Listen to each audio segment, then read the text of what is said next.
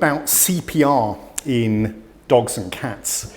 This is something that we do very frequently. We run crash codes pretty much on a daily basis in our institution. We deal with very, very sick patients, more than any other institution I've ever worked at, and we have a lot of them. So it's pretty much a daily occurrence, or sometimes several times a day, that we run crash codes. I'm going to talk about communication and preparedness for a little bit first of all, and then we'll talk about the practicalities of performing CPR, what we can do to maximize our effectiveness in doing that.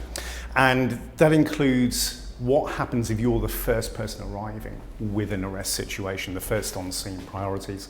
And then we'll talk about basic life support, advanced life support. And in your notes at the back, there's an appendix with a protocol that we use, I developed about 12 years ago now. Also use the Animal Health Trust, Davies vet specialists, and was a project that we originally did at the AHT, but it seems to work reasonably well in our hands. Few key points to get across. The first is that unfortunately the chances of successful resuscitation are often overestimated, both by veterinary personnel, which can lead to disappointment, despondency, feelings of failure, which may not be necessary, but importantly also by owners. And it's very important to communicate effectively about that chance of success. That's not to say that it's a futile gesture or that it shouldn't be performed. We, on a weekly basis, successfully resuscitate animals. The key to successful resuscitation is preparation and preparedness in general, and regular training.